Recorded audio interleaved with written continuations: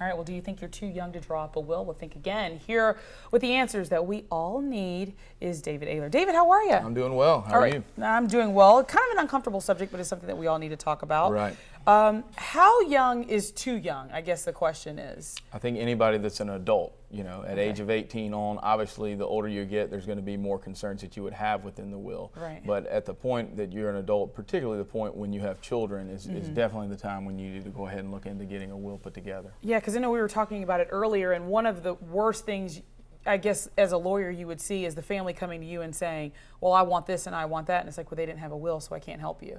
Absolutely. You see families torn apart by, someone who's passed within the family who didn't have a will. The estate goes through probate, and there's so many issues that come into play. And, you see people that, in their relationships, their blood relationships, due to, things that came up that were unresolved that could have been simply, laid out in a document. Right. Let's say that you have maybe your mom or your dad is a little older, and you have no idea if they have a will or not. Maybe it's time to open up the conversation about that. Absolutely. You'd want to speak with them first and find out if they did have one. If they did have a will, you want to pull it out, find it, look at it, see if it's been recorded, and maybe see if it needs to be changed. A lot of times, sometimes people will get wills at some point in time and then, won't get another will ever. And then, when that actually comes into play, they look at that will and it's so outdated as far as maybe what the circumstances are for that person. How often do you think that we should update the will that we have? I think anytime there's been a major change in your life, and even if not that, look at it again every 5 years or so just to see,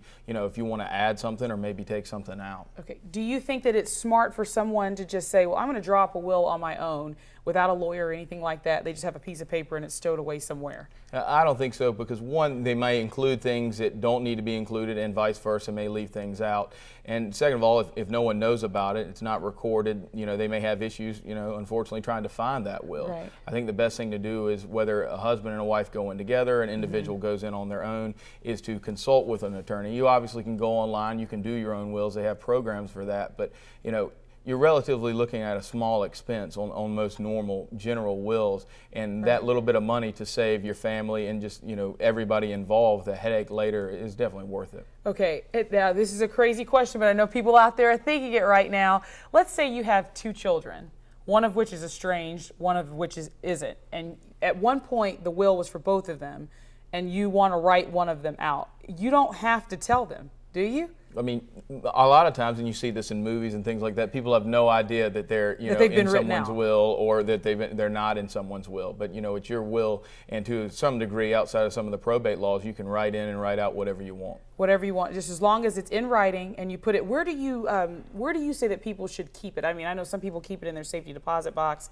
It's probably a bad idea to keep it in the house, I would say. Right. House catches on fire, then you don't have it anymore. Right. I think if you don't have something like a safety deposit box, first of all, the lawyer will have a copy of it if you go through an attorney. Okay. Outside of that, another good place to keep it would be maybe a younger member of the family or a friend or that sort of thing, someone separate, and maybe have it in a couple different places, because you'd be surprised on wills that aren't recorded, sort of like powers of attorney. When people can't find them later, they know that they exist, but without any documentation, they really get caught. There you go. Well, David Aylor, Charleston attorney, thank you so very much for being with us. Thanks for having me. Appreciate it. Wills, don't forget about them. All right, well, something to get us moving into the holiday spirit. The parade of boats is just around the corner. More on how you can light up the night coming up next. Stay with us.